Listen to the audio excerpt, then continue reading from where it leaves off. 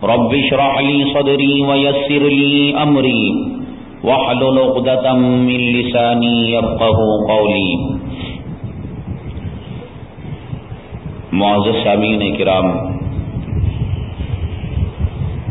اللہ تبارک تعالیٰ نے دنیا میں جتنے نبیوں اور رسولوں کو بھیجا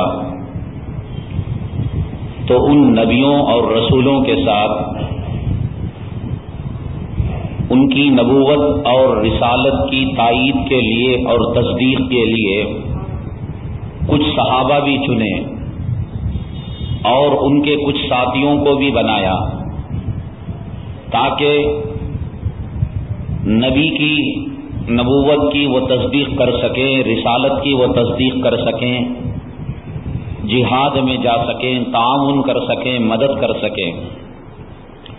آدم علیہ السلام ہیں تو ان کے بھی کچھ صحابہ ہیں، حضرت شیس علیہ السلام ہیں، ان کے بھی کچھ صحابہ ہیں، حضرت ابراہیم علیہ السلام ہیں، جیسے نبی کریم صلی اللہ علیہ وسلم کے صحابہ ہیں ایسے ہی دوسرے نبیوں اور رسولوں کے بھی صحابہ ہیں۔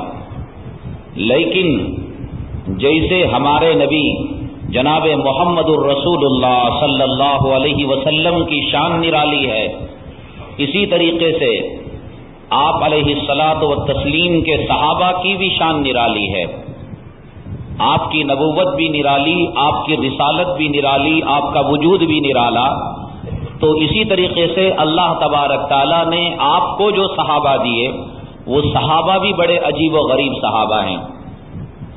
کسی نبی کو، کسی رسول کو ایسے مخلص ساتھی نہیں ملے جیسے اللہ تبارک تعالیٰ نے جناب محمد الرسول اللہ صلی اللہ علیہ وسلم کو صحابہ کرام کی مقدس جماعت عنایت فرمائی۔ اور میں یہ عرض کر چکا ہوں کہ یہ صحابہ کرام اتفاقی طور پر مکے میں، مدینے میں، یمن میں، نجد میں، طائف میں اتفاقی طور پر نہیں پیدا ہو گئے، بلکہ حدیث پاک میں آتا ہے، اللہ کے نبی صلی اللہ علیہ وسلم نے ارشاد فرمایا، ان اللہ نظر فی قلوب العباد، اللہ تبارک تعالیٰ نے قیامت تک آنے والے لوگوں کے دلوں کو جھانک کر دیکھا، سلیکشن کرنے کے لیے۔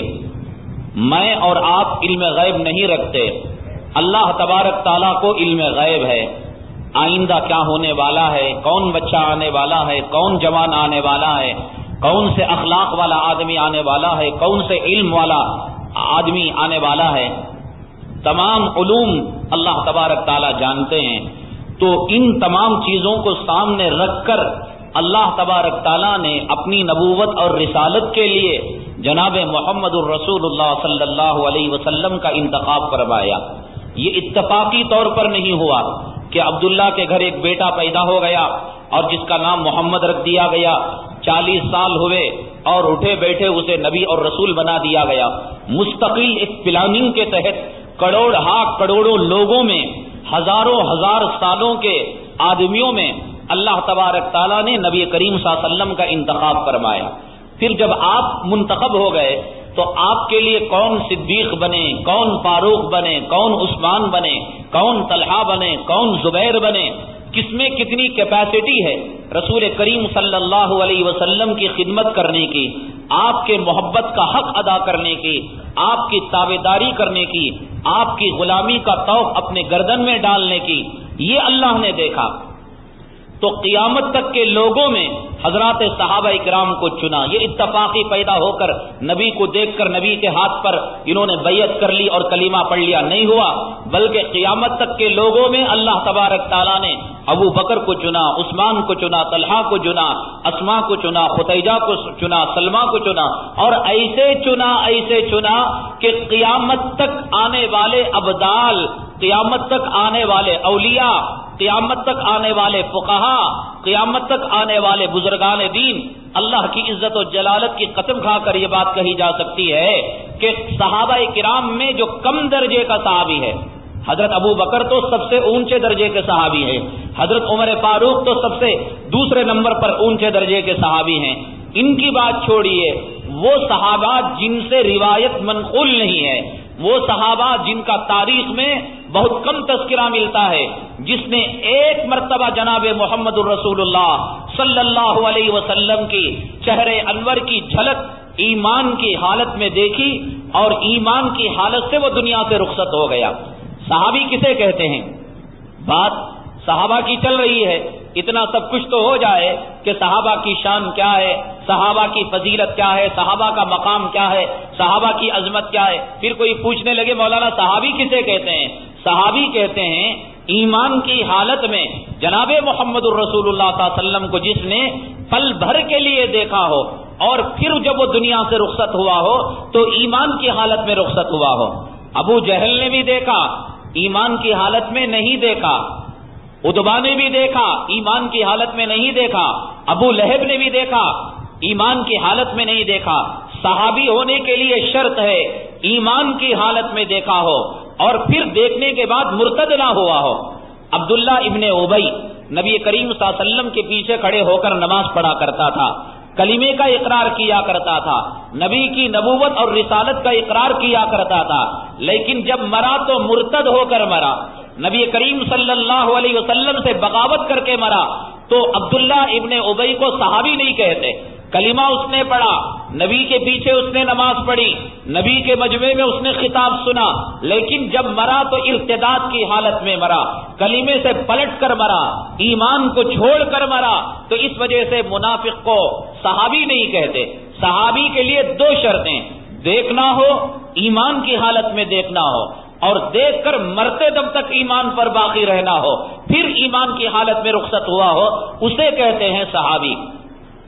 کیسے خوش نصیب لوگ تھے اس زمانے کے کہ آج ہم صبح اٹھتے ہیں تو وندے ماترم، ناچ گانا، ٹی وی، فلم، اور زیادہ سے زیادہ بے نمازی بیوی کا چہرہ اور بے نمازی اولاد کا چہرہ، داڑھی مڑانے والے نوجوانوں کا چہرہ، یا اڑوس پڑوس یہود و نصارہ کا چہرہ۔ صحابہ جب اٹھا کرتے تھے کتنے خوش نصیب ہیں کہ وہ جاتے مسجد نبوی صلی اللہ علیہ وسلم میں جناب محمد الرسول اللہ صلی اللہ علیہ وسلم کے چہرے انور کا دیدار کیا کرتے تھے۔ صحابہ کرام فرماتے ہیں ہمارے اوپر پہاڑوں سے زیادہ مصیبتیں آیا کرتی تھی۔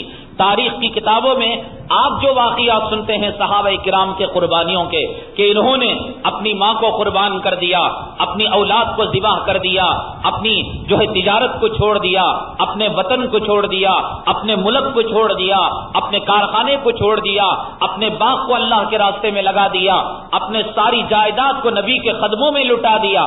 یہ ذرا سوچنے کی بات ہے، یہ بات اتنی آسان نہیں ہے۔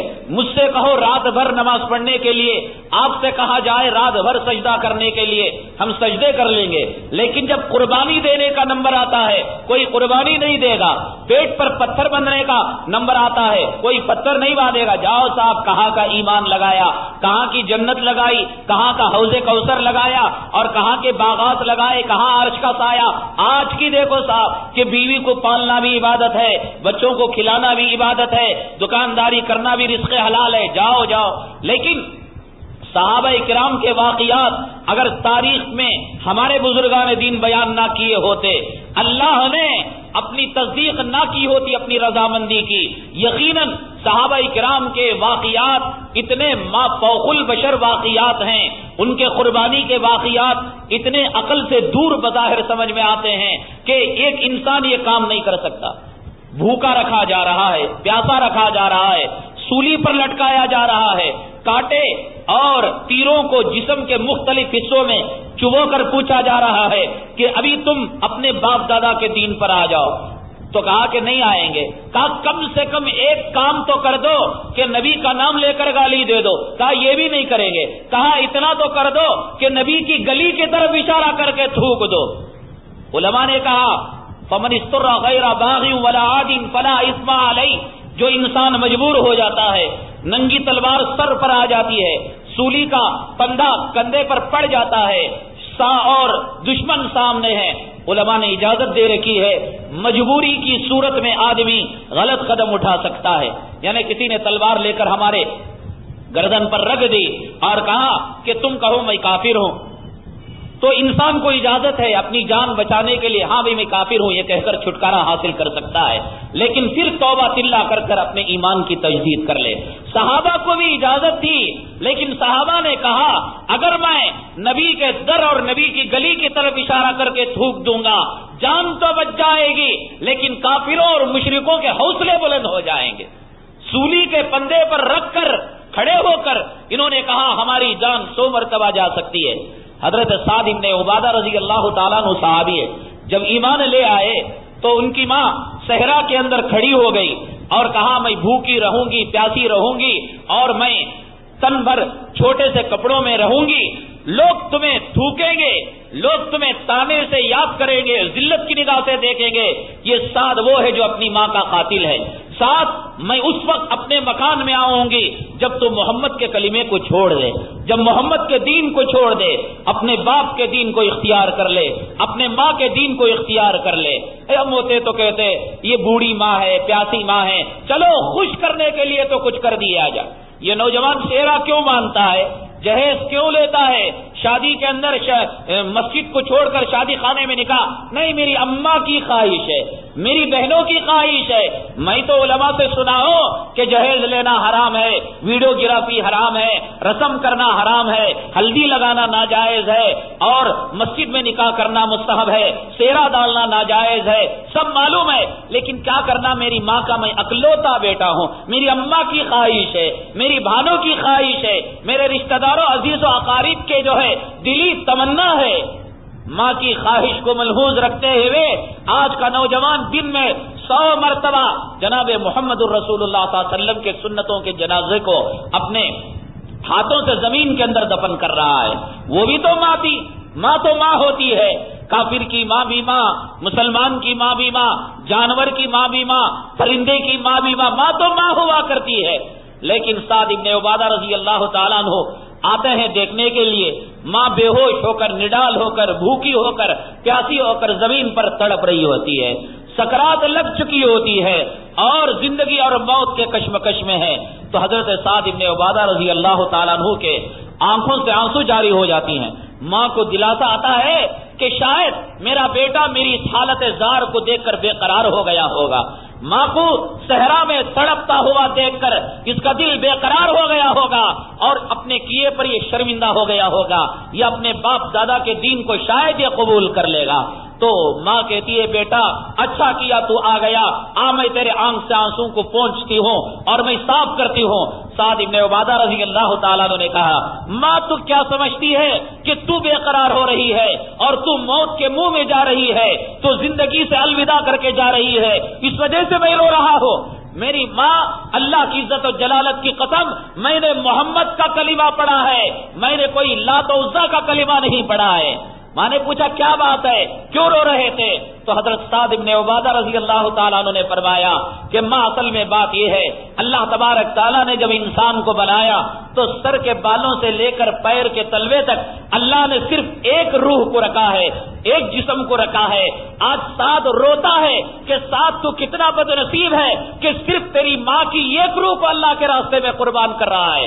اے کاش میری ماں کے جسم میں 100 روحیں ہوتی تو ہر روح کے جاتے وقت خوش ہو جاتا ساتھ کہ میری ماں کی روح اسلام کے لیے قربان ہو رہی ہے، محمد کے قدموں میں نچھاور ہو رہی ہے۔ کوئی آسان بات ہے؟ سن لینا، کہہ دینا آسان بات ہے، لیکن جب ماں کو تڑپتا ہوا دیکھو گے، بلبلاتا ہوا دیکھو گے، سکرات لگی ہوئی دیکھو گے تو جماعت کی نمازیں چھوٹ جائیں گی، خزا ہو جائیں گی، چلے جاؤ گے جادو منتر کرنے والوں کے پاس، فال دیکھ دکھانے والوں کے پاس، ہندوؤں کے پاس، مشرکوں کے پاس کہ بھائی کسی طریقے سے میری ماں کی روح کو واپس لوٹا دو۔ وہ ایک سعد بھی تھے۔ ایسے واقعات ہیں کہ ہماری عقل کو حیران کر دیتے ہیں۔ مجھے ایک بات سمجھ میں آتی ہے، ان کی مشکلات میں، ان کی آزمائشوں میں، ان کی قربانیوں میں، ان کی تکلیفوں میں، ان کو جو تکلیف آئی صحابہ کرام کو، قیامت تک کسی مسلمان کو وہ تکلیف نہیں آ سکتی۔ قیامت تک کسی کلمہ پڑھنے والے کو وہ آزمائش اور وہ امتحان نہیں آ سکتا جو حضرات صحابہ کرام جن امتحان کے مراحل سے گزرے ہیں۔ ایک وقت کا دانا پانی گھر میں کم ہو جائے، جو حلال کا نعرہ لگانے والا ہے وہ حرام کی روزی کی طرف لپک پڑے گا. شیب ابی طالب کے اندر بند کر دیا گیا ہے. بڑے تو بڑے، چھوٹے تو چھوٹے، دودھ پلانے والی عورتوں کی سینوں سے دودھ سوکھ گیا ہے. بچے بھوک سے ولولا رہے ہیں، حتیٰ کہ کوئی پتے کھا رہا ہے، پتے کھاتے کھاتے پتے ختم ہو گئے. کسی کو چمڑا ملتا ہے، پانی میں تر کر کر بھگو کر اس چمڑے کو کھا لیا جاتا ہے. جب فاقے لگیں گے، بھوک مری ہوگی، تب پتا چلے گا کہ قربانی کسے کہتے ہیں اور اللہ کے راستے میں جو ہے اپنی جان کو جوخم میں ڈالنا کسے کہتے ہیں. لیکن ہماری سمجھ میں ایک بات آتی ہے، حضرات صحابہ کرام نے جو اتنی بڑی بڑی قربانیاں دی، اتنی بڑی مشقتوں کو جھیلا، مصیبتوں کو جھیلا، پریشانیوں کو اٹھایا، بچوں کو یتیم کیا، بیویوں کو بیوہ کیا اور ماں کو اور اپنے باپوں کو گھر سے نکالا، صرف ایک وجہ ہے، جناب محمد الرسول اللہ صلی اللہ علیہ وسلم کا چہرہ دیکھ کر ان کی پریشانیاں کافور ہو جایا کرتی تھی. جیسے آگ میں بھڑکتے ہوئے شعلے بھڑک رہے ہو لیکن فائر پروف گیس اگر ڈال دی جائے تو آگ بے اثر ہو جاتی ہے. اور شعلے بھڑک رہے ہو، پانی ڈال دیا جائے ٹھنڈا تو آگ ٹھنڈی پڑ جاتی ہے. ان کے مصائب، ان کی پریشانیوں کا یہ علاج ہے، نبی کے چہرے کی جھلک دیکھ لیتے ان کی پریشانیاں ختم ہو جایا کرتی تھیں. نبی کے چہرے انور کو دیکھ لیتے ان کی مصیبتیں ہلکی ہو جایا کرتی تھی. شاید یہی وجہ ہے. ایک خاتون کا واقعہ آتا ہے، غالباً غزوہ احد کا موقع ہے. ایک خاتون اپنے گھر سے نکلی، پردے میں ہے. کہا گیا خاتون تیرا شوہر اللہ کے راستے میں شہید ہو گیا. کہا الحمدللہ. کہا تیرا بھائی شہید ہو گیا. کہا الحمدللہ. کہا تیرا بیٹا اللہ کے راستے میں شہید ہو گیا. کہا الحمدللہ. شوہر کی شہادت پر الحمدللہ پڑھ رہی ہے، بیٹے کی شہادت پر الحمدللہ پڑھ رہی ہے، بھائی کی شہادت پر الحمدللہ پڑھ رہی ہے. یہ دیوانہ وار کہا جا رہی ہے، یہاں تک کہ چادر قدموں میں آ جاتی ہے، کبھی پتھر پر ٹھوکر لگ رہی ہے.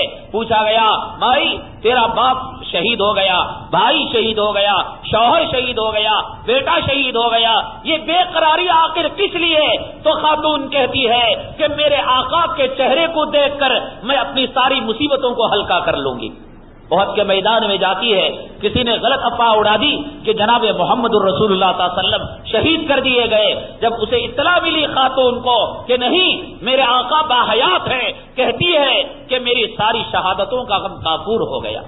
تو یہ ہے ان کے مصیبتوں کو جھیلنے اور مصائب کو برداشت کرنے اور اللہ کے راستے میں قربانیاں دینے میں انہیں جو پریشانی نہیں ہوا کرتی تھی کہ جناب محمد الرسول اللہ صلی اللہ علیہ وسلم کا چہرے انور میں وہ تاثیر تھی کہ بڑی سی بڑی مصیبت آپ کے چہرے انور کو دیکھ کر ہلکی ہو جایا کرتی تھی. حضرت معاذ ابن جبل رضی اللہ تعالیٰ عنہ کو جناب محمد الرسول اللہ صلی اللہ علیہ وسلم نے ایک مرتبہ بلایا. یمن کا گورنر بنا کر آپ کو بھیج رہے ہیں. یمن کی گورنری خالی تھی. آقا نے فرمایا اے معاذ یمن کے گورنر بن کر آپ تشریف لے جائیے. آقا دو عالم صلی اللہ علیہ وسلم نے حضرت معاذ ابن جبل رضی اللہ تعالیٰ عنہ کو اونٹ پر بٹھایا، خود نیچے ہیں، صحابہ کرام کی مقدس جماعت آپ کے ساتھ ہے. تو الوداع کرنے کے لیے، مدینے کی سرحد تک چھوڑنے کے لیے آقا دو عالم صلی اللہ علیہ وسلم آپ کی اونٹ کی نکیل پکڑ کر لے جا رہے ہیں. حضرت معاذ ابن جبل رضی اللہ تعالیٰ عنہ سے کسی صحابی نے پوچھا اے معاذ تم اونٹ پر سوار ہو، تمہارے پیر جہاں ہیں چپل کہاں ہیں؟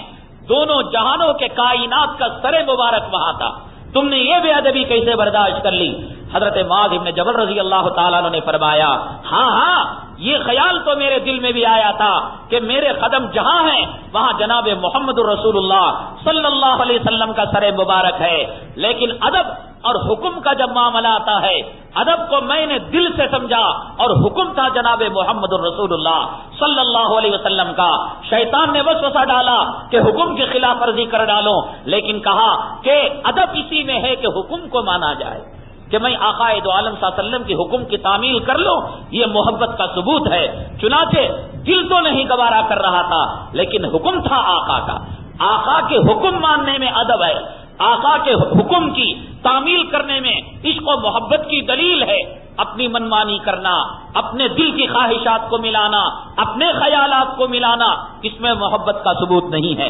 تو بہرحال جب جانے لگے، ودا ہونے لگے، بھئی آج تو الیکشن کا زمانہ ہے، دیکھ رہے ہیں آپ کہ کس طریقے سے منسٹری حاصل کرنے کے لیے اور سیٹ پانے کے لیے لوگ در در کی ٹھوکریں کھا رہے ہیں، لاکھوں روپیہ پانی کی طرح بہا رہے ہیں، اور کوئی مسلمان اپنے ماتھے پر ٹیکا بھی لگا رہا ہے، کوئی مندر میں جا کر پوجا بھی کر رہا ہے، کوئی جو ہے چرچ میں جا کر عیسیٰ مسیح کے مجسمے کا طواف بھی کر رہا ہے۔ جو کچھ کر سکتا ہے آج ایک عہدہ پانے کے لیے ایک انسان کر رہا ہے۔ ضمیر فروشی، ایمان فروشی، انسانیت فروشی اور یہ تمام چیزیں ایمان فروشی آج آنکھوں کے سامنے ہم مشاہدے سے دیکھ رہے ہیں کہ عہدے کے لیے انسان کتنا تگ و دو کر رہا ہے اور کتنی کوشش کر رہا ہے۔ حضرت معاذ بن جبل رضی اللہ تعالیٰ عنہ کو یمن کی گورنری بغیر الیکشن کے مل رہی ہے، بغیر ووٹنگ کی مل رہی ہے۔ کائنات کا سردار جناب محمد الرسول اللہ صلی اللہ علیہ وسلم حضرت معاذ کو گھر بیٹھے بلا کر یمن کی گورنری کی تاج پوشی کر رہے ہیں۔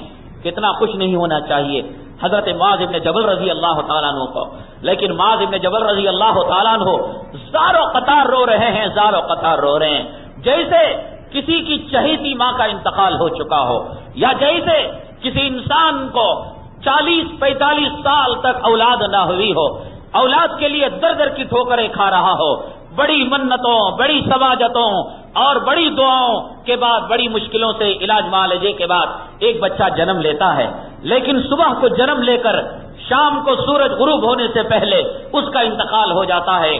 اس کی ماں کو جو صدمہ لگتا ہے اس سے زیادہ صدمہ حضرت معاذ ابن جبل رضی اللہ تعالیٰ عنہ کو ہو رہا تھا۔ ایسے رو رہے جس کی کوئی حد و انتہا نہیں۔ اللہ کے نبی صلی اللہ علیہ وسلم نے فرمایا، معاذ یمن کی گورنری تمہیں پسند نہیں ہے، یمن کے سردار بن کر جانا کیا تمہیں پسند نہیں ہے، میرے حکم کی تعمیل کرنا کیا تمہیں پسند نہیں ہے؟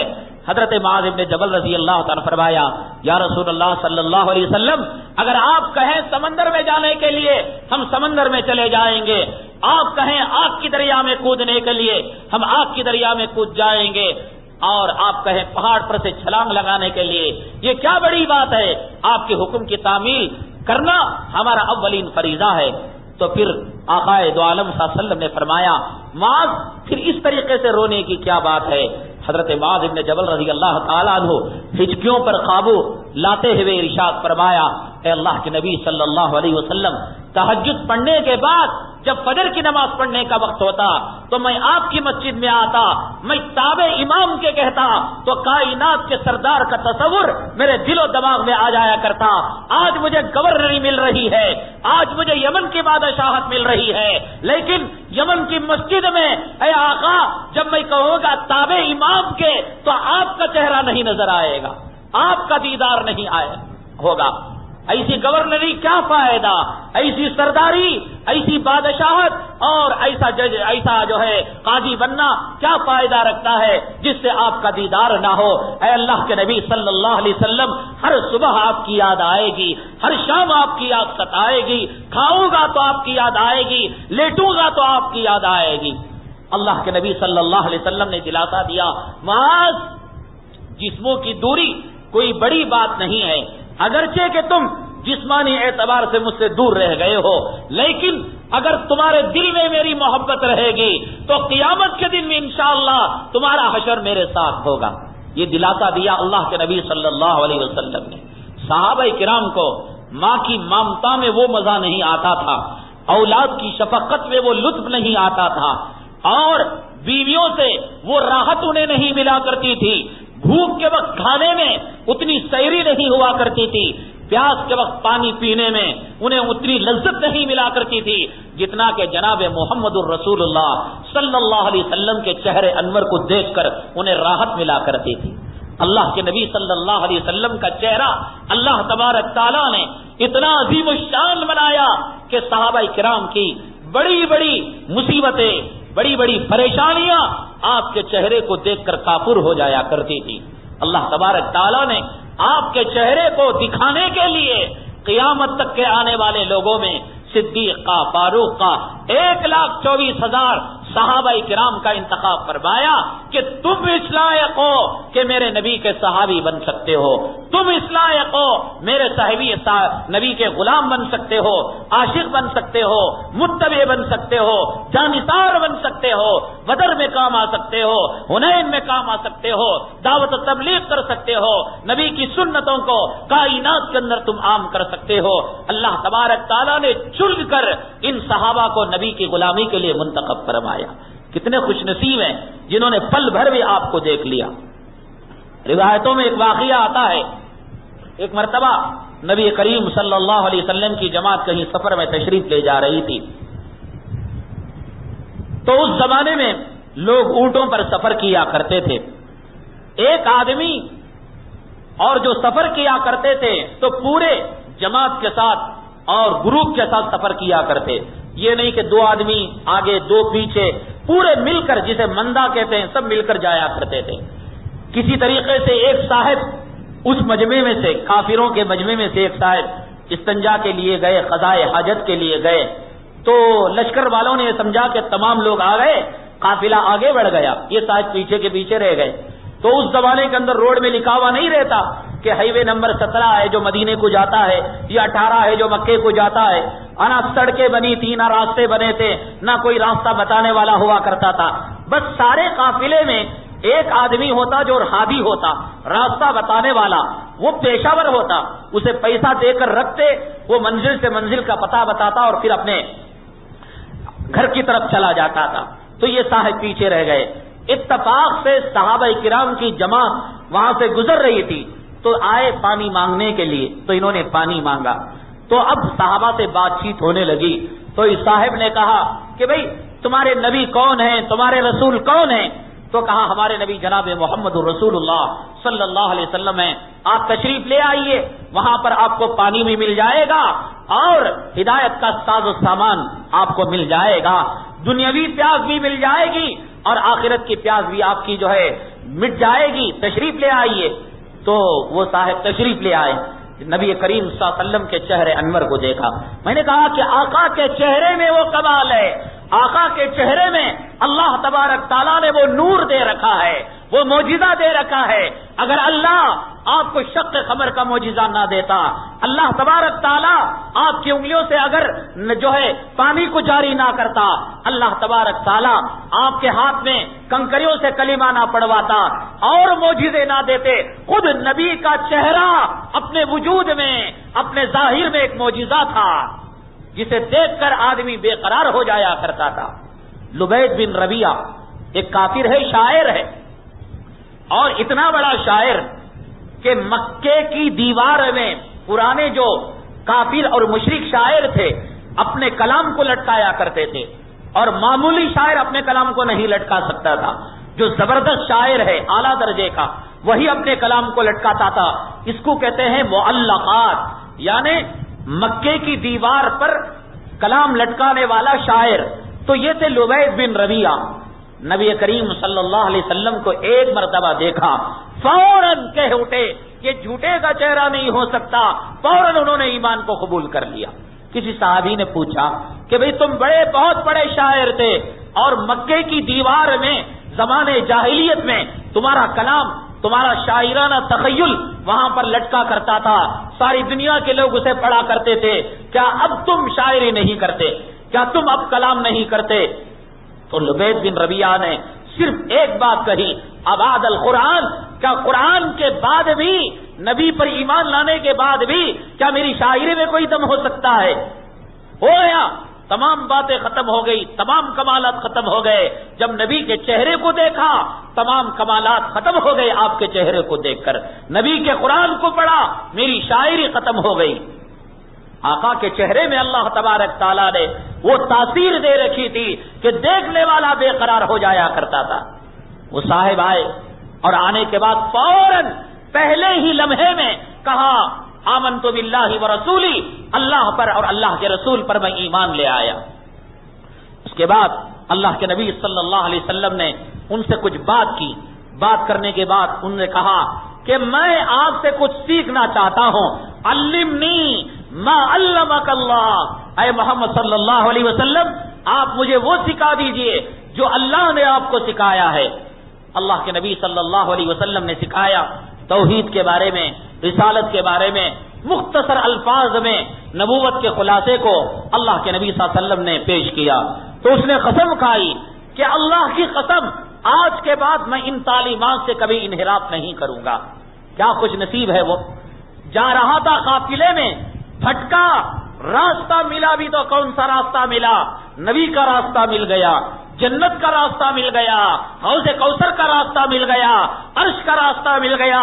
کسی کا بھٹکنا کسی کے حق میں راستہ ملنے کی دلیل ہو جایا کرتا ہے۔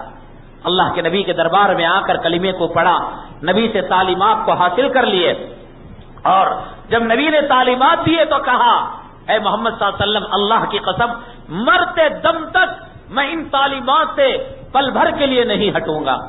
اللہ کے نبی نے کہا ٹھیک ہے۔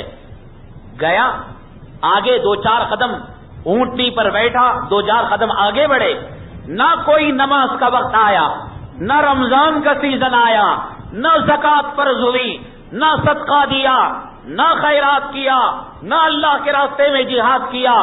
صحابی بنا بھی تو کیسا عجیب و غریب صحابی بنا کہ ایک پل کے اندر نبی کو دیکھ کر کلمہ پڑھ لیا، ایک پل کے اندر نبی سے تمام تعلیمات کو حاصل کر لیا، لیکن آگے بڑھنا ہی تھا، اونٹنی کو ٹھوکر لگی اور اونٹنی سے گرا، فوراً وہیں پر بے ہوش ہوا۔ اللہ کے نبی صلی اللہ علیہ وسلم نے کہا کہ اس اللہ کے بندے کو میری گود میں لے آؤ۔ نبی کی گود میں وہ کافر جو راستے سے بھٹک کر آ گیا تھا، نبی کے چہرے کو دیکھ کر صحابی بن گیا اور نبی کی گود کے اندر کلمہ پڑھ کر دنیا سے رخصت ہو گیا۔ اللہ کے نبی صلی اللہ علیہ وسلم نے فرمایا جب یہ قیامت کے دن اٹھے گا تو یہ میرے ساتھ اٹھنے والوں میں ہوگا۔ یہ صحابیت کا مقام ہے۔ نمازیں آپ کی زیادہ ہوگی، روزے آپ کے زیادہ ہوں گے، ذکر آپ کا زیادہ ہوگا، تلاوت آپ کی زیادہ ہوگی، عبادتیں آپ کی زیادہ ہوگی، تہجد آپ کا زیادہ ہوگا۔ سب کچھ تو کیا آپ نے، نبی کے چہرے کو آپ نے نہیں دیکھا۔ اس نے نبی کے چہرے کو دیکھا، نہ نماز پڑھی، نہ روزہ رکھا، نہ زکوٰۃ دی، نہ صدقہ کیا، نہ خیرات کیا، نہ جہاد کیا، نہ اللہ کے راستے میں نکلا۔ 4 قدم جانا تھا، واپس آیا، نبی کے گود میں اپنی جان کو دے دی۔ اللہ کے نبی نے فرمایا کہ جنتیوں میں سے ہے اور قیامت کے دن میرے ساتھ اس کا حشر ہوگا۔ یہ ہے نبی کے چہرے کا معجزہ، یہ ہے جناب محمد الرسول اللہ صلی اللہ علیہ وسلم کے چہرے کی تاثیر کہ جس نے دیکھا اس پر جہنم آرام ہو گئی، جس نے دیکھا اس پر جنت واجب ہو گئی، جس نے دیکھا اس پر اللہ تبارک تعالیٰ نے اپنے عذاب کو حرام قرار دے دیا۔ یہ صحابہ اللہ تبارک تعالیٰ نے چن کر کروڑوں لوگوں میں سے نبی کی غلامی کے لیے اور نبی کی تابعداری کے لیے، نبی کی محبت کا حق ادا کرنے کے لیے ان صحابہ کرام کو چنا۔ اللہ تبارک تعالیٰ نے، یہ ان کا حق تھا کہ انہوں نے نبی کریم صلی اللہ علیہ وسلم کی غلامی کا حق ادا کیا، آپ کی محبت کا حق ادا کیا اور آپ کی تابعداری کی۔ ملک چھوڑنے کے لیے کہا تو ملک کو چھوڑا، جان دینے کے لیے کہی تو جان کو دے دی، مال نچھاور کرنے کے لیے کہا مال کو نچھاور کر دیا، باغ دینے کے لیے کہا باغ دے دیا، جائیداد کو قدموں میں لٹانے کے لیے کہا تو جائیداد کو قدموں پر لٹا دیا۔ کہاں سے لائیں گے وہ جذبہ؟ ارے مرد تو مرد۔ ایک عورت ایک غزوے کے موقع پر نبی کریم صلی اللہ علیہ وسلم کے زمانے میں آئی، نہ شوہر تھا کہ اللہ کے راستے میں اسے نکالے، نبی کریم صلی اللہ علیہ وسلم کی حمایت میں مجاہد بنا کر بھیجے، نہ بیٹا تھا کہ بیٹے کو اللہ کے نبی کے تعاون کے لیے بھیجے، نہ بھائی تھا کہ بھائی کو اللہ کے راستے میں نکالے۔ ایک وہ معمولی بیٹا تھا، وہ چھوٹا تھا، کمسن تھا، معذور تھا، چل نہیں سکتا تھا۔ عورت لڑکتی ہوئی، گڑ گڑاتی ہوئی، اپنے دوپٹے اور آنچل کو سنبھالتی ہوئی جناب محمد الرسول اللہ صلی اللہ علیہ وسلم کے دربار اقدس میں آئی، آ کر عرض کیا اے اللہ کے نبی صلی اللہ علیہ وسلم، آج آپ کو فوجی کی ضرورت ہے، مجاہد کی ضرورت ہے، اللہ کے راستے میں لڑنے والے شہید کی ضرورت ہے۔ نہ میں باپ دے سکتی ہوں، نہ جوان بیٹا دے سکتی ہوں، نہ شوہر دے سکتی ہوں، نہ بھائی دے سکتی ہوں، نہ کسی کو ترغیب کر کے لا سکی۔ اے اللہ کے نبی، میرے گھر کا سرمایہ یہ معصوم بچہ ہے، یہ معذور بچہ ہے اور یہ چھوٹا سا بچہ ہے۔ اللہ کے نبی نے فرمایا اے مائی یہ بچہ کس کام آئے گا؟ نہ تیر چلا سکتا ہے، نہ تلوار چلا سکتا ہے، نہ گھوڑے پر سوار ہو سکتا ہے، نہ برہم پٹی کر سکتا ہے، یہ کسی کے کچھ کام نہیں آ سکتا۔ کیا ایمان دیا ہوگا، کیا عشق کا سبق پڑھایا، کیا محبت کا سبق پڑھایا۔ نبی کا صحابی کون ہوتا ہے، نبی کو دیکھنے والی عورت کون ہوتی ہے؟ اللہ تبارک تعالیٰ نے ان کے ایمانوں کو، اللہ کی قسم ان کے ایمان کے ذرے کو اگر ہمالیہ پر رکھ دیا جائے ہمالیہ چور چور ہو جائے گا، احد پر رکھ دیا جائے احد پانی پانی ہو جائے گا۔ ان کا ایمان پہاڑوں سے بڑھ کر ہے، ان کا ایمان سمندروں سے بڑھ کر ہے۔ کون ماں ہے اپنے بیٹے سے کہے، اکلوتے بیٹے سے، اماں جان اسے ڈال دے مدرسے میں حافظ بنا دے؟ کہا نہیں، مجھے بچے کو اجاڑنا ہے، اسے مؤذن بنا دے، اسے مسجد کا خادم بنا دے، اسے اللہ کے راستے میں نکال دے۔ عورت یہی جواب دے گی، یہ میرا چھوٹا سا سہارا ہے، ڈوبنے کے لیے تنکے کا سہارا، کیا تو اسے بھی چھین کر لے جائے گا؟ عورت نے کیا کہا؟ صحابہ نے مذاق اڑایا، مائی عقل نہیں، یہ نہ تو تیر چلا سکتا ہے، نہ ڈھال پکڑ سکتا ہے، نہ گھوڑے پر سوار ہو سکتا ہے، نہ مرہم پٹی کر سکتا ہے، نہ سامان لے دے سکتا ہے۔ کیا جواب دیا اس خاتون نے؟ اللہ کے نبی کے چہرے میں کیا تاثیر تھی؟ محبت کا جذبہ، عشق کا جذبہ، اطاعت کا جذبہ، فرمانبرداری کا جذبہ، صدیق میں ہو تو ہو، فاروق میں ہو تو ہو، عثمان میں ہو تو ہو، بلال میں ہو تو ہو، طلحہ میں ہو تو ہو، زبیر میں ہو تو ہو۔ یہ 45 اور 50 سال کی بوڑھی عورت کے دل میں اللہ نے وہ کیا نبی کی محبت کو کوٹ کوٹ کر رکھ دیا۔ شاید ان صحابہ اور صحابیات کے جسم میں خون کم تھا، نبی کی محبت سے یہ زندگی گزارا کرتے تھے۔ اس عورت نے، اس مائی نے کہا، ہاں مجھے بھی معلوم یہ تیر نہیں چلا سکتا، ہاں مجھے بھی معلوم یہ تلوار نہیں چلا سکتا، ہاں مجھے بھی معلوم یہ اونٹ پر بیٹھ نہیں سکتا، ہاں مجھے معلوم یہ گھوڑ سواری نہیں کر سکتا، ہاں مجھے معلوم یہ دشمن کا مقابلہ نہیں کر سکتا۔ لیکن اے اللہ کے نبی صلی اللہ علیہ وسلم، مجاہدوں میں اکثر غریب ہیں، صحابہ میں اکثر غریب، کسی کے پاس تلوار ہے تو نیزہ نہیں، کسی کے پاس نیزہ ہے تو بھالا نہیں، کسی کے پاس بھالا ہے تو ڈنڈا نہیں، کسی کے پاس کچھ ہے تو کچھ نہیں۔ اے اللہ کے نبی صلی اللہ علیہ وسلم، یہ بوڑھی عورت اپنے معصوم اور معذور لڑکے کی سوغات لے آئی ہے۔ اگر کسی کے پاس تلوار ہے اور تیروں سے بچنے کے لیے ڈھال نہیں، وہ مجاہد اس بچے کو ڈھال بنا کر رکھ لے تاکہ آنے والے تیر اس بچے کو لگ جائے، اس مجاہد کے نہ لگے۔ یہ بچہ اللہ کے راستے میں تیر لگ لگ کر شہید ہو جائے، یہ ڈھال بننے کے تو کام آ جائے گا۔ ایسی محبت کہاں سے علا ہو گیا؟ ایسی قربانی کا جذبہ عورت کے دل میں اپنے بیٹے کو مجاہد کے لیے سوغات تحفہ دے رہی ہے کہ اسے ڈھال بنا لینا، اس کے سر پر تیر لگے گا، اس کے جسم پر تیر لگے گا، اس کے سینے پر تیر لگے گا، لیکن میرے اللہ کے راستے میں نبی کے معاون اور ناصر مجاہد کو زخم نہ آئے، میرا بچہ اللہ کے راستے میں شہید ہو جائے۔ یہ ہے وہ صحابہ۔ اسی وجہ سے اللہ تبارک تعالیٰ نے آج کتنا بڑا ولی کیوں نہ ہو، کتنا بڑا قطب کیوں نہ ہو، پیران پیر کیوں نہ ہو، خواجہ اجمیری کیوں نہ ہو، کوئی کتنا بڑا مفسر کیوں نہ ہو، کوئی دعویٰ کر سکتا ہے کہ میں جب قبر میں جاؤں گا تو مجھے عذاب نہیں ہوگا؟ ہے کوئی میکل؟ جب خود دعویٰ نہیں کر سکتا تو کون ہے جو کہنے والا کہ قیامت کے دن اگر اللہ کا عذاب تمہیں آئے اور جہنم کے انگارے تمہیں لگے تو میرا دامن پکڑ لینا؟ جب خود کی ضمانت نہیں، خود کی گارنٹی نہیں، تو اس کا دامن کہاں ہوگا؟ قیامت کے دن تو سب ننگے اٹھیں گے۔ حضرت عائشہ صدیقہ رضی اللہ تعالیٰ عنہ سے اللہ کے نبی صلی اللہ علیہ وسلم نے فرمایا، عائشہ قیامت کے دن سب برہنہ مادر ذات ننگے اٹھیں گے۔ حضرت عائشہ نے فرمایا، اے اللہ کے نبی کیا ایک دوسرے کی شرمگاہ کو دیکھ لیں گے؟ اللہ کے نبی صلی اللہ علیہ وسلم نے فرمایا، لوگ اتنی پریشانی کے حالت میں ہوں گے، اتنی کسمہ پرسی کے حالت میں ہوں گے کہ جب نفسی نفسی میں ہوں گے تو دوسروں کی طرف نگاہ اٹھا کر بھی نہیں دیکھیں گے، دوسری شرمگاہ کو دیکھنا تو دور کی بات۔ تو وہاں جب کپڑا ہی نہیں ہوگا تو دامن کہاں پکڑیں گے؟ علماء کرام نے کتابوں کے اندر لکھا ہے، جناب محمد الرسول اللہ صلی اللہ علیہ وسلم کے صحابہ اور آپ کی ذات گرامی قیامت تک کے لوگوں کے لیے اسوہ حسنہ ہے، نمونہ کامل ہے۔ اللہ نے صحابہ کرام میں سے بعض سے چوری جب سرزد ہو گئی تو کوئی صحابی کسی تاریخ میں نہیں ملتا اور کسی کتاب میں نہیں ملتا چوری کی ہو اور خاموش بیٹھ گیا ہو، نگاہ لڑ گئی ہو خاموش بیٹھ گیا ہو، عورت سے بوس و کنار ہو گیا ہو خاموش بیٹھ گیا ہو، بدکاری ہو گئی ہو خاموش بیٹھ گیا ہو، غیبت کر لی ہو خاموش بیٹھ گیا ہو، اللہ نے ان سے غلطیاں اس وجہ سے سرزد کرائی، یہ لوگ تڑپ کر نبی کے دربار میں آ جاتے، اے اللہ کے نبی طاہر نہیں، مجھے پاک کیجئے، میں ناپاک ہو گیا ہوں۔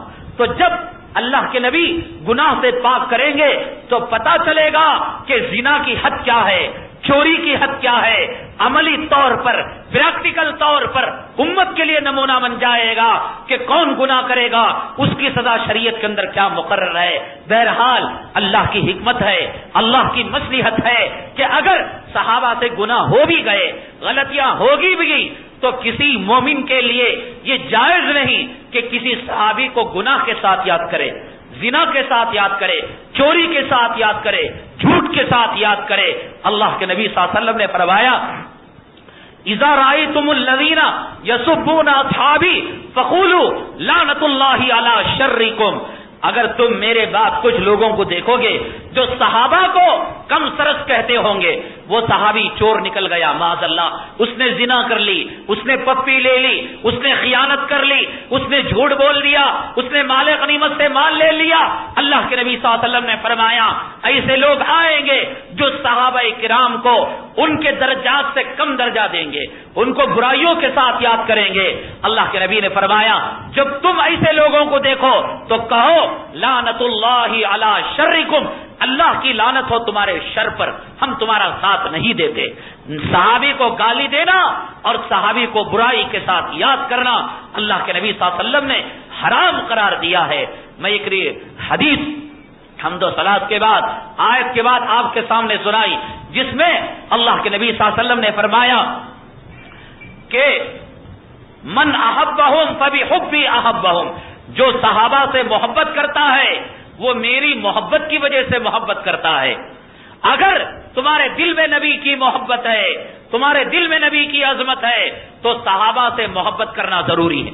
اگر کوئی کہتا ہے اللہ کو تو مانتا ہوں اور رسول کو تو مانتا ہوں، فاروق کو نہیں مانتا، انہوں نے جو مسائل بیان کیے تراویح کا مسئلہ اسے نہیں مانتا میں، انہوں نے طلاق کا جو مسئلہ بیان کیا میں اسے نہیں مانتا، اور انہوں نے جو سنتیں ایجاد کی میں اسے نہیں مانتا، تو اللہ کے نبی صلی اللہ علیہ وسلم نے فرمایا صحابہ کو ماننا میرے ماننے کی دلیل ہے، جو صحابہ کو نہیں مانتا وہ مجھے نہ ماننے کی دلیل ہے۔ اور فرمایا ومن ابغضهم فببغضی ابغضهم، اور جو صحابہ سے نفرت کرتا ہے، صحابہ کو ان کے مقام سے کم درجے میں لا کر کھڑا کرتا ہے، فرمایا میرے بغض اور میری عداوت کی وجہ سے وہ صحابہ کو ایسا کرتا ہے۔ اور فرمایا ومن آذاہم فقد آذانی، جو صحابہ کو تکلیف پہنچاتا ہے وہ مجھے تکلیف پہنچاتا ہے۔ صحابہ کو گالی دینا، صحابہ کو برائی کے ساتھ یاد کرنا، صحابہ کو گناہ کے ساتھ یاد کرنا، اللہ کے نبی نے فرمایا فقط آذانی، وہ مجھے تکلیف دیتا ہے۔ اور مجھے تکلیف دینے کا انجام کیا ہے معلوم؟ ومن آذانی فقط آذ اللہ، جو مجھے تکلیف دے گا وہ اللہ کو تکلیف دے گا، اور اللہ کو کوئی تکلیف دے گا اللہ چھوڑ دے گا۔ ومن آذ اللہ فیوشک ان یاخذ، جو اللہ کو تکلیف دے گا اللہ اپنے گرفت میں لے لے گا، اللہ اپنے عذاب میں لے لے گا، اس کے سکون کو غارت کر دے گا، اس کی نیند کو حرام کر دے گا، اس کے چین کو اڑا دے گا۔ سکون، عزت، راحت کی زندگی گزارنا چاہتے ہو، صحابہ سے محبت ہمارے ایمان کا حصہ ہے۔ اگر کوئی صحابی کو برائی کے ساتھ یاد کرتا ہے، نہیں جی حضرت عمر تو امتی تھے، میں بھی امتی، پیران پیر بھی امتی، میں بھی امتی، فرید الدین گنج شکر بھی امتی، میں بھی امتی، خواجہ اجمیری بھی امتی، لیکن امتی ہونے میں فرق ہے یا نہیں؟ خواجہ اجمیری کیسے بزرگ ہیں، ہم کیسے گنہگار ہیں، امتی تو ہیں۔ آپ بھی آدمی ہے، ڈاکٹر بھی آدمی ہے، لیکن مریض اور ڈاکٹر جب آمنے سامنے ہوتے ہیں تو ڈاکٹر کا مقام کتنا اونچا ہوتا ہے اور مریض کا مقام کتنا نیچا ہوتا ہے۔ امام بھی آدمی ہے، مقتدی بھی آدمی ہے، ہمت کرو امام سے ایک قدم آگے بڑھ کر تو دیکھو تمہاری نماز ہوتی ہے کیا؟ دیکھیں گے. امام سے پہلے سجدہ کر کے دیکھو نماز ہوتی ہے یا نہیں. نہیں صاحب وہ بھی آدمی ہم بھی آدمی. ارے آدمی آدمی ہے لیکن مقام میں فرق ہے. عمر بھی امتی ہیں ہم بھی امتی ہیں. عمر وہ امتی ہے کہ جس گلی سے جاتا ہے شیطان بھاگ کر چلا جاتا ہے. ہم وہ امتی ہیں جو شیطان سے گلے لگاتے ہیں, بدعت سے گلے لگاتے ہیں, کفر سے گلے لگاتے ہیں, شرک سے گلے لگاتے ہیں. عمر وہ امتی ہے کہ جس کے بارے میں اللہ کے نبی نے فرمایا لو کان بعدی نبی لکان عمر, اگر میرے بعد نبوت ساری ہوتی اور جاری ہوتی اللہ عمر کو نبی اور رسول بنا دیا ہوتا. یہ غیر مخلدین کہتے ہیں کہ حضرت عمر امتی ہیں, معمولی امتی. حدیث میں تو یہ آیا حضرت عمر رضی اللہ تعالیٰ عنہ نے سیاسی مصلحت سے 3 طلاقوں کو 1 طلاق کا حکم دے دیا. نعوذ باللہ من ذالک. یہ حضرت عمر رضی اللہ تعالیٰ عنہ پر بہتان ہے, الزام تراشی ہے. اللہ کے نبی کی سنتوں کو, اللہ کے نبی کی روایتوں کو, اللہ کے نبی کے اقوال کو میں اللہ کی قسم کھا کر کہتا ہوں عمر جتنا سمجھ سکتا تھا غیر مقلدین اپنے آباء اجداد قیامت تک کے آنے والے لوگ ملا کر بھی حضرت عمر کے پیر کے تلوے کے دھول کے برابر سمجھ نہیں رکھ سکتے. کیا سمجھتے ہیں حضرت عمر کو؟ کہتے ہیں کہ انہوں نے سیاسی مصلحت سے, حکومت کی مصلحت سے 3 طلاقوں کو ایک مجلس کی 3 طلاقوں کو 3 کا حکم دے دیا, حدیثوں کے خلاف دے دیا. نعوذ باللہ من ذالک. حضرت عمر حدیث کے خلاف عمل کر سکتے. حضرت عمر رسول اللہ صلی اللہ علیہ وسلم کے منشا کے خلاف عمل کر سکتے ہیں. اگر کر بھی ڈالے تو کیا دوسرے صحابہ نعوذ باللہ من ذالک وہ بے وقوف تھے کہ عمر غلطی کرتے جائیں اور ہاتھ پر ہاتھ دھرے رہ کر خاموش بیٹھ جائیں؟ نہیں, ہم جیسے ضمیر فروش صحابہ نہیں تھے, ہم جیسے ایمان فروش نہیں تھے. حضرت عمر بن خطاب رضی اللہ تعالیٰ عنہ اپنے دور خلافت میں ایک مرتبہ ایک ممبر پر بیٹھ کر کھڑے ہو کر تقریر کرنے لگے اور درمیان میں ایک بات کہی, لوگوں میں تمہارا امیر المؤمنین اللہ کے حکم سے بنایا گیا ہوں, میں تمہارا خلیفۃ المسلمین بنایا گیا ہوں. اگر میں کل کا دن اپنی عمارت کے بلبوتے پر, اپنے فوج کے بلبوتے پر, اپنی طاقت کے بلبوتے پر, اپنی قوت کے بلبوتے پر شریعت کے خلاف کوئی حکم دو, میں یہ کہوں کہ سیاسی مصلحت سے فجر کی سنتیں معاف ہیں, سیاسی مصلحت سے ظہر کی 4 کی بجائے 2 ہیں, سیاسی مصلحت سے عشاء کی 4 کی بجائے 2 ہیں, کیا تم قبول کر لو گے؟ صحابہ تو خاموش تھے. ایک بدوی گاؤں والا اٹھا, تلوار نکالا, عمر تیری مجال کے قرآن کے خلاف بات کہے, تیری مجال نبی کی سنت کے خلاف بات کہے. یہ گاؤں والے کو عمر کے سامنے ڈر نہیں تھا جب عمر شریعت کے خلاف بات کر رہے ہوں. اور عمر نے 20 رکعت تراویح پڑھائی. آج کا غیر مقلد کہتا ہے کہ عمر کی ایجاد ہے, نبی کی سنت کے خلاف ہے, ہم نبی کی مانیں گے عمر کی نہیں مانیں گے. یہ گالیاں دے رہے ہیں, یہ شیعہ سے بدتر ہے. شیعہ نے تو کھلم کھلا گالی دی, یہ لپیٹ کر چادر میں لپیٹ کر صحابہ کو گالی دے رہے ہیں کہ تم نے سنتوں کا مقابلہ کیا, مجلس کی 3 طلاقوں کو 3 طلاق کہہ دیا, 20 رکعت تراویح کو ایجاد کر دیا, عورتوں کو مسجد میں آنے سے منع کر دیا. عمر کا ایمان بڑا ہوا ہے یا تمہارا ایمان؟ عمر کی محبت بڑی ہوئی ہے یا تمہاری محبت؟ عمر کا جذبہ عشق بڑا ہوا ہے یا تمہارا جذبہ عشق؟ یہی وجہ ہے اللہ کے نبی صلی اللہ علیہ وسلم جب معراج میں گئے, فرمایا جبرائیل امین کو دیکھ کر جنت میں, اے جبرائیل امین یہ کس کا محل ہے جو یاقوت مرجان لولو اور ہیرے جواہرات سے بنایا گیا ہے؟ حضرت جبرائیل امین نے کہا اے محمد صلی اللہ علیہ وسلم یہ تمہارے امتی عمر کا محل ہے. اللہ کے نبی صلی اللہ علیہ وسلم معراج سے واپس آئے تو حضرت عمر بن خطاب رضی اللہ عنہ فرمایا اے عمر میں نے جنت میں تمہارا محل دیکھا, میں نے ارادہ کیا اس محل میں قدم رکھوں, لیکن میری غیرت نے گوارا نہ کیا. اگر میں قدم رکھتا دیکھ لیتا تو اگر تو کہنا چاہتا تو کہہ سکتا تھا اے اللہ کے نبی آپ ہی نے تو کہا تھا کہ کسی کے گھر میں اجازت کے بغیر داخل نہ ہونا. اے اللہ کے نبی اس گھر میں میری اجازت کے بغیر کیسے داخل ہو گئے؟ اللہ کے نبی صلی اللہ علیہ وسلم نے حضرت عمر آنکھوں سے آنسو لے آئے, فرمایا اے اللہ کے نبی اگر آپ میرے گھر میں داخل ہوں گے تو 4 چاند لگ جائیں گے, کیا عمر یہ بات کہہ سکتا ہے؟ تو وہ عمر زندگی میں وہ مدینے میں چل رہا ہے, اللہ کے مکے میں چل رہا ہے, اللہ کے نبی نے اس کے محل کو جنت میں دیکھ لیا. اس عمر کو کہتے ہیں کہ اس نے نبی کی سنت کی مخالفت کی, اس نے سیاسی مصلحت سے 3 طلاقوں کو 3 طلاق کہہ دیا, اس نے سیاسی مصلحت سے عورتوں کو مسجد میں آنے سے منع کر دیا. یہ لوگ حضرت عمر کو گالیاں دے رہے ہیں, صحابہ کرام کی تنقید کر رہے ہیں, اور اللہ کے نبی نے فرمایا کہ جب تم کسی گروہ کو دیکھو, کسی جماعت کو دیکھو, کہو اگر صحابہ کے بارے میں تنقید کر رہے ہیں لعنت اللہ علی شرکم, اگر ہمارے پاس کوئی آئے اور یوں کہے کہ عمر نے منع کر دیا تھا اور حدیث اجازت دے رہی ہے, تو جواب کچھ نہ دینا, کہنا لعنت اللہ علی شرکم, اللہ کی لعنت ہو تمہاری شر پر. اگر کہے کوئی آئے ہمارے پاس اللہ کے نبی نے 8 رکعت تراویح پڑھی ہے, عمر نے غلط کیا 20 رکعت کو جاری کر کچھ نہ جواب دینا, کہنا لعنت اللہ علی شرکم, کہ تم پر اللہ کی لعنت ہو تمہاری شر کی وجہ سے. اگر کوئی آئے اور یوں کہے کہ اللہ کے نبی نے مجلس کی 3 طلاقوں کو 1 طلاق کا حکم دیا اور حضرت عمر نے 3 جاری کر دی, کچھ نہ جواب دینا, کہنا لعنت اللہ علی شرکم, تمہاری شر پر اللہ کی لعنت ہو. یہ وہ طبقہ ہے جو صحابہ کرام کی تنقید کرتا ہے, یہ امتی ہے.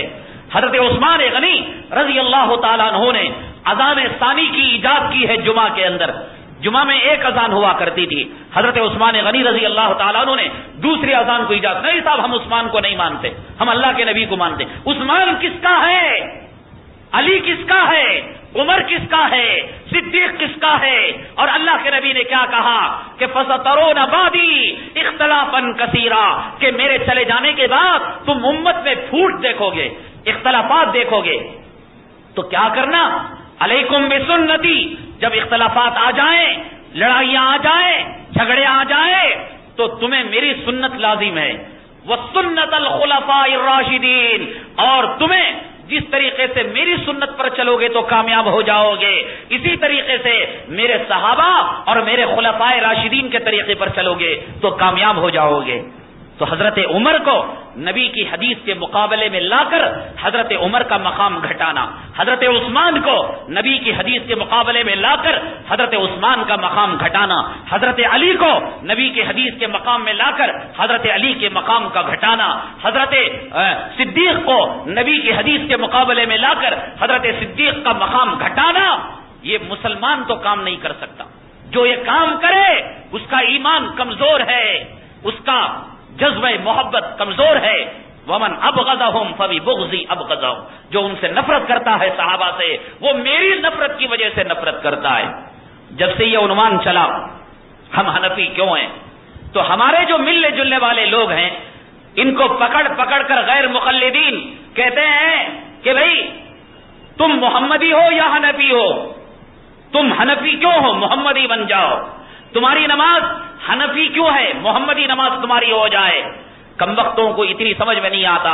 اگر کسی سے یہ پوچھا جائے تم کرناٹکی ہو یا ہندوستانی ہو, یہ کوئی بات ہے؟ بھائی کرناٹک خود ہندوستان میں ہے, کرناٹک میں ہونا ہندوستان ہونے کی نفی نہیں ہے. حنفی ہونا محمدی ہونے کی نفی نہیں ہے. جو محمدی ہے وہی حنفی ہے, جو کرناٹکی ہے وہی ہندوستانی ہے. ملک محمدی میں حنفیت ایک صوبہ ہے, ہم اس صوبے کے رہنے والے ہیں.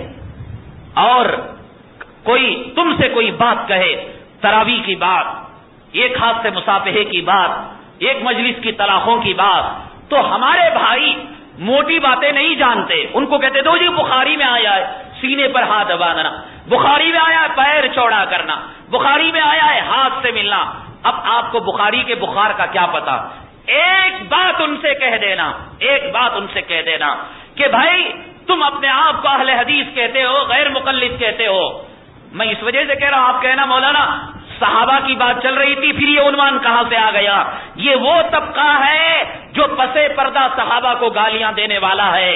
یہ وہ طبقہ ہے جو پسے پردہ صحابہ کرام کے مقام کو نیچا کرنے والا ہے. آج ہمارے پاس فتاوی عالمگیری ہے، ہمارے پاس بہشتی زیور ہے، ہمارے پاس در مختار ہے، ہمارے پاس تفسیر کبیر ہے، ہمارے پاس تفسیر ابن کثیر ہے. ہم ڈنکے کی چوٹ سے ہم کتابوں کو دکھاتے ہیں، آؤ جی لوگوں پڑھو کتابیں. لیکن ان کی جو کتابیں ہیں نزل الابرار، ان کی جو کتابیں ہیں حسین احمد بٹالوی کی، جیسے قادیانی اپنی کتابوں کو چھپاتا ہے یہ نہیں دکھا سکتے. ایسی گندی باتیں لکھی ہوئی ہیں حضرات حسنین کے تعلق سے، حضرت حسن حسین کے تعلق سے. آؤ وہ کتاب کا حوالہ دینے کے لیے تیار. نعوذ باللہ من ذالک. کیا بات لکھی ہے کہ حضرت حسن اور حضرت حسین صحابی نہیں تھے، اللہ کے نبی کے نواسے صحابی نہیں تھے.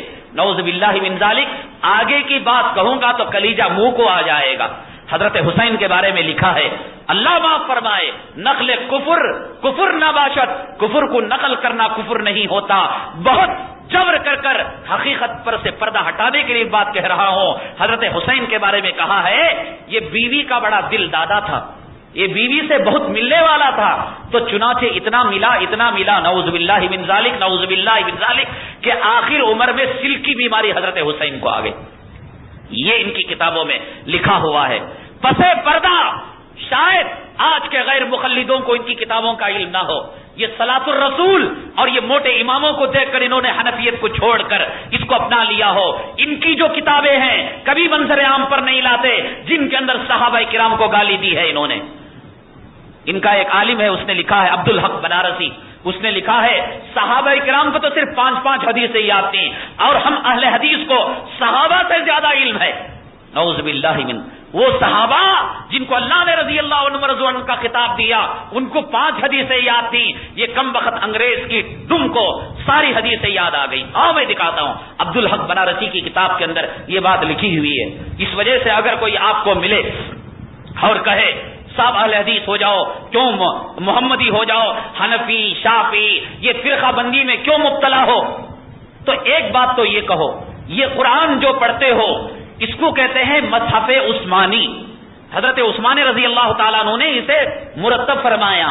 تو ان سے کہو صاحب تم عثمان کا قرآن کیوں پڑھتے ہو، محمدی مصحف محمدی پڑھو، محمد صلی اللہ علیہ وسلم کا قرآن پڑھو.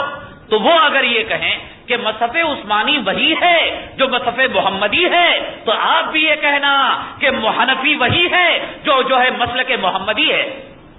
جیسے مصحف عثمانی اور مصحف محمدی میں کوئی فرق نہیں. مصحف عثمانی وہی ہے جسے رسول اللہ صلی اللہ علیہ وسلم نے ترتیب دیا، اور مسلک حنفی وہی ہے جسے نبی کریم صلی اللہ علیہ وسلم نے بیان کیا. ان دونوں میں کوئی تعارض نہیں. اور ایک اہم نقطہ دیتا ہوں، ان سے یہ کہنا ہندوستان میں انگریز آنے سے پہلے، یہ لکھ کر لے جاؤ، کوئی غیر مقلد آپ سے بحث کرے، مباحثہ کرے اور کوئی آپ سے لڑائی کرے، ہو جاؤ اہل حدیث، ہو جاؤ غیر مقلد، حنفیت کو چھوڑ دو، ایک سوال کرو صرف، ہندوستان ایشیا میں انگریز آنے سے پہلے تمہاری کوئی مسجد عالم کے اندر دکھا دو.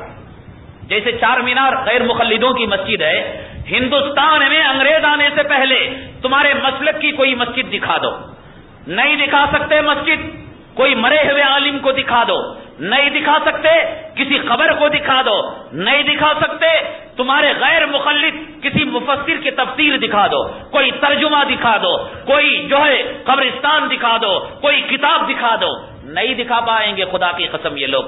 یہ غیر مقلدیت انگریزوں کی آمد کے بعد کی پیداوار ہے. یہ کہیں گے قرآن میں تذکرہ ہے اہل حدیث کا، قرآن میں تذکرہ، حدیث میں تذکرہ اہل حدیث کا، اصحاب الحدیث. تو پھر ہم کہیں گے یہ اہل قرآن جو جماعت ہے یہ بھی کہتے ہیں کہ اہل قرآن کا تذکرہ قرآن میں ہے اور حدیث میں ہے.